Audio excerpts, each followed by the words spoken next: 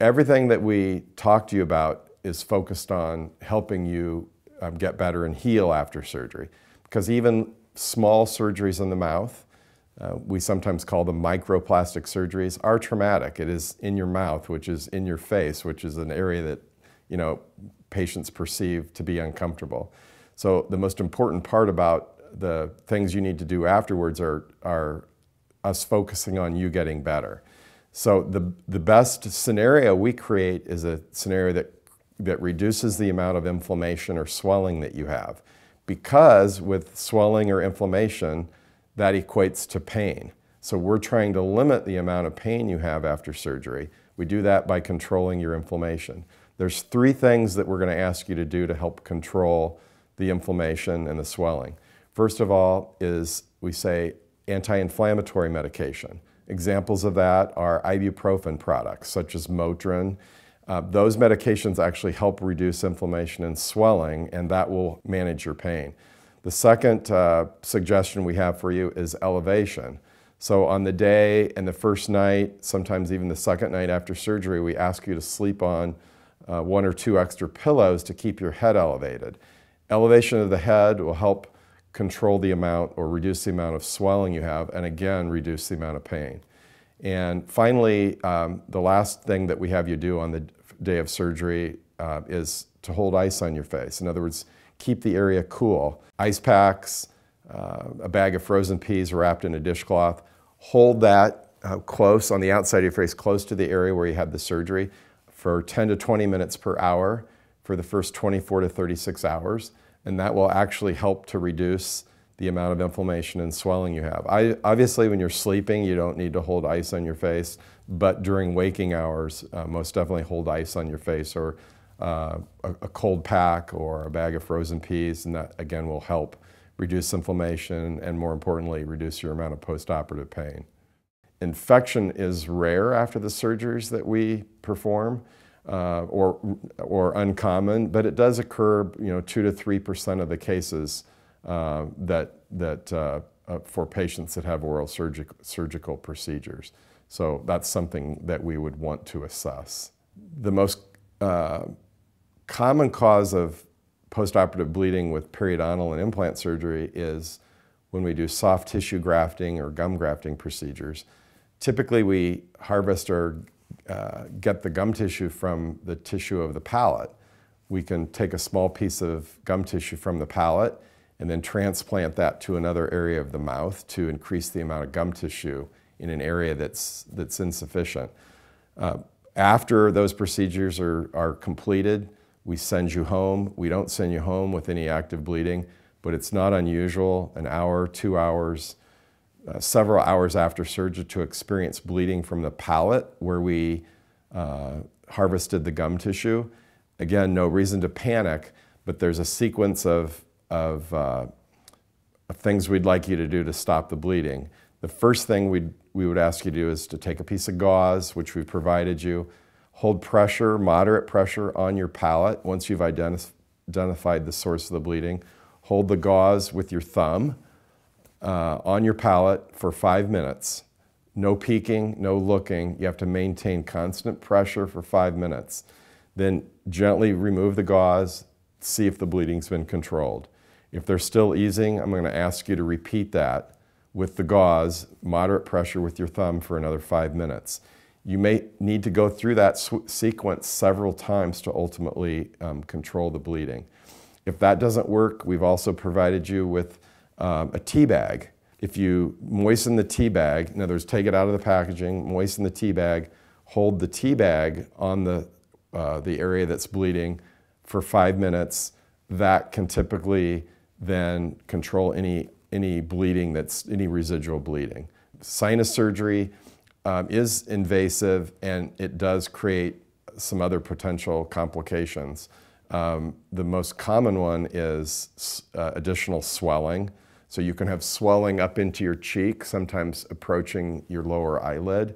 That's not unusual. Again, our focus needs to be preventing the swelling with elevation, icing, and ibuprofen if you can take ibuprofen.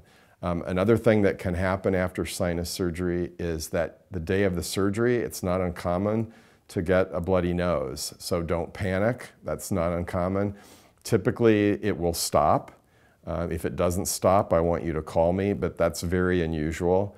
And if you have some prolonged bleeding coming from one of your nostrils, in other words, the bleeding is from within your sinus, we can usually get that to stop. And you may need to phone me and we will go over what you need to do that. But again, no reason to panic. If you feel a sneeze coming on and you've had a surgical procedure that involves your sinus, I'd ask you to sneeze into your elbow, so to speak.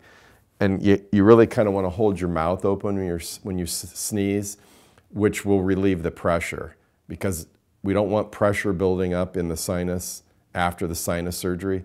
So I always tell patients, if you have to sneeze, sneeze with your mouth open, because if your mouth's closed, it generates a lot more pressure.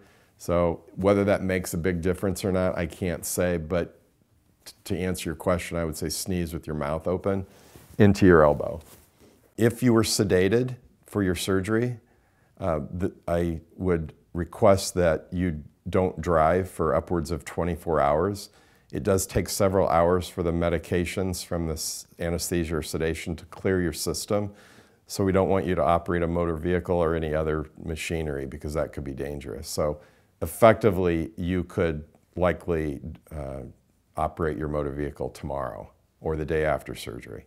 Typically, the area that we did surgery will have sutures or stitches. You can start brushing your teeth tomorrow, but I want you to avoid the area of the surgery. In other words, the area where you feel the stitches. And you pretty much know where that is. So avoid brushing where the stitches are for about 7 days. Now, there is a specific example or a surgery where there's going to be stitches that I want you to avoid brushing for 2 weeks.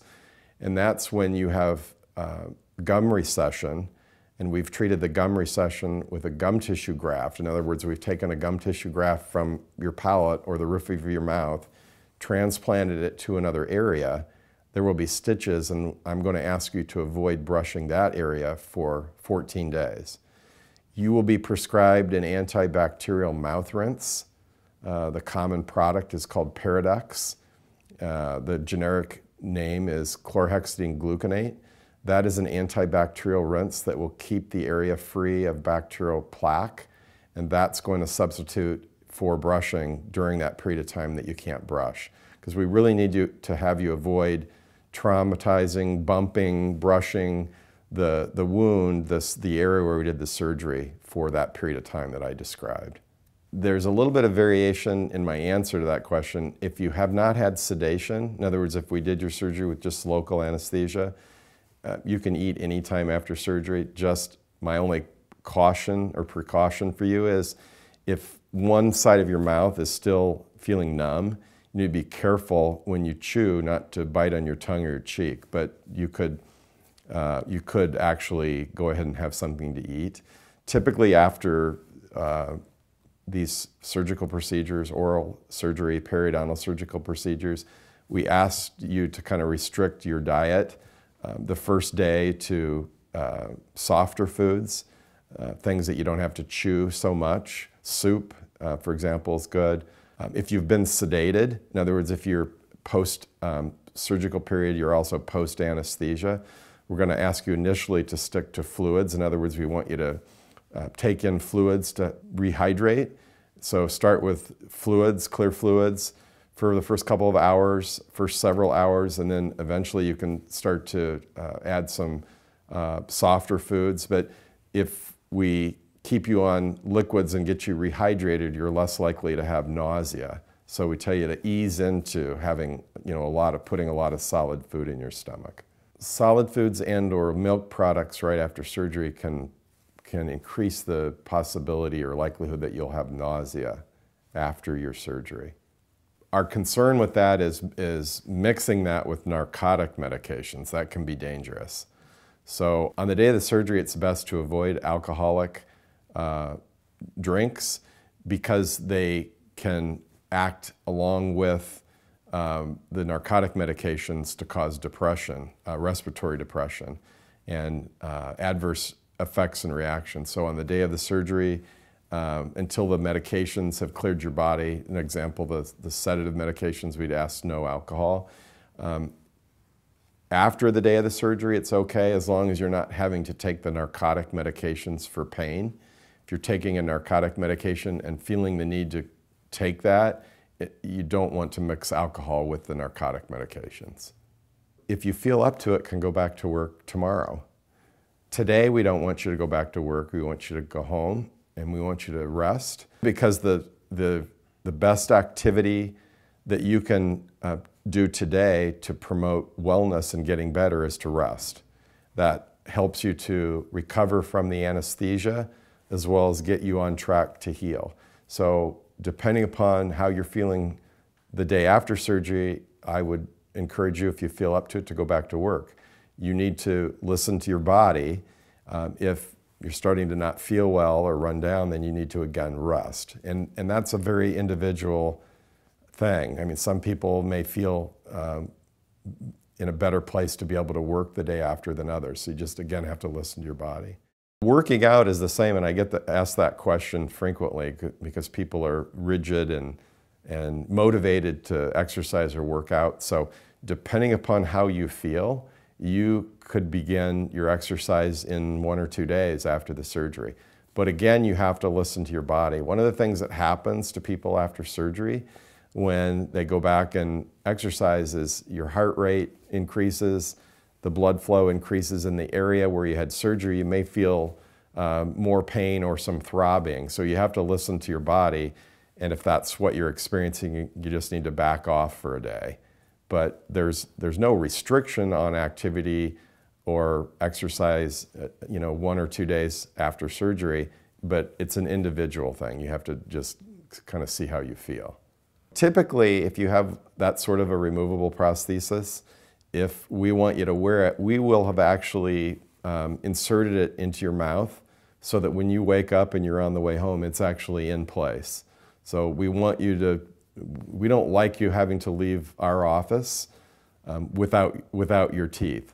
So to answer the question, we want you to wear your prosthesis. If we feel that that may disrupt the healing or compromise the healing, we're gonna actually tell you not to wear it, and we'll probably add those instructions. We'll write those instructions on your pre-printed instructions so that you know what we want you to do in terms of whether you can wear that or not.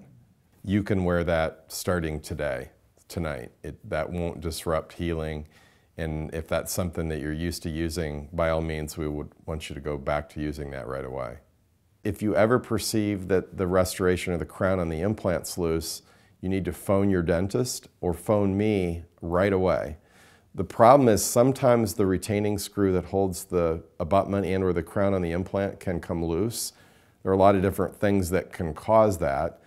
Usually it's the bite is too heavy or too significant, and that working of the teeth together can loosen the screw. So if you ever sense that the crown is loose, that needs to be addressed immediately, because if the crown and the component we call the abutment is moving on the implant, that can actually cause damage to the internal threads of the implant. So that needs to be addressed immediately, like within a few days or same day.